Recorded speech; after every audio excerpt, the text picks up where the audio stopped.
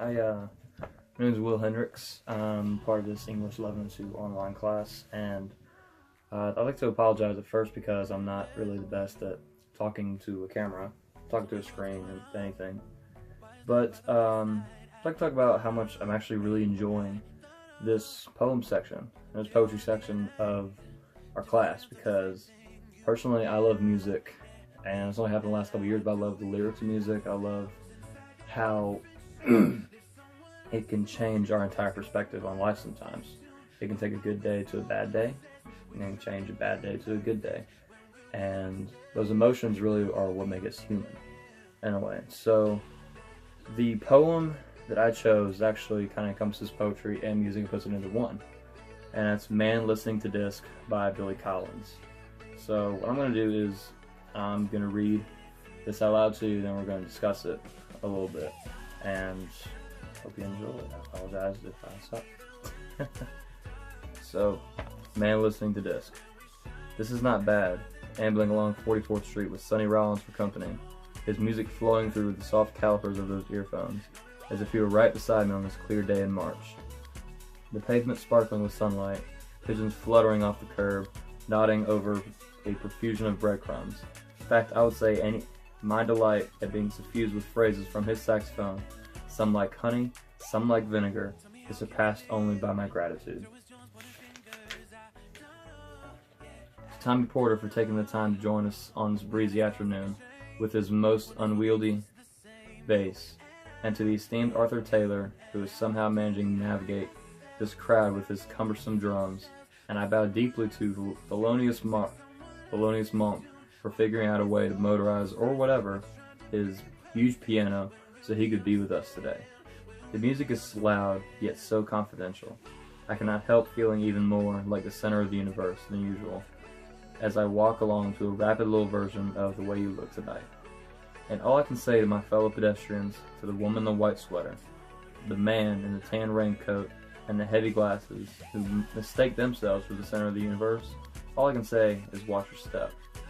Because the five of us, instruments and all, are about to angle over to the south side of the street, and then in our own tightly knit way, turn the corner at 6th Avenue.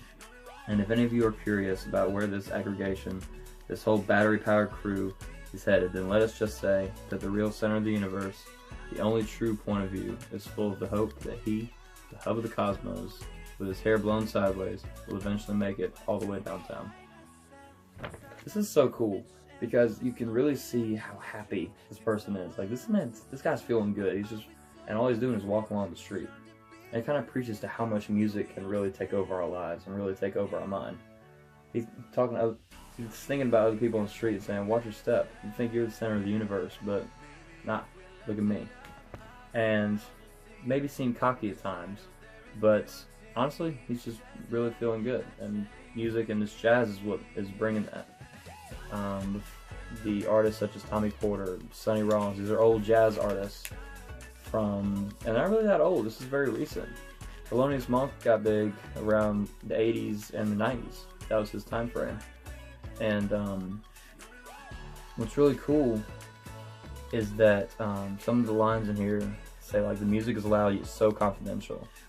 The guy has earphones in, the walker of the story, and most poems actually are from like a very early age, like, 1700s or 1800s. This was in the 21st century written, or the 20th century, around there. That's when this was written, so we're still talking about headphones, and we wear headphones every day almost listening to this stuff. But I've always found a love for lyrics, and this is probably the closest that poetry can get to that, and poetry actually is very close to that in many ways. I apologize. Again, I'm really bad at doing this. But what's cool about this is that you can really tell how happy this person is, and you can really tell that nothing's really getting in his way, and all he's doing is just walking down the street.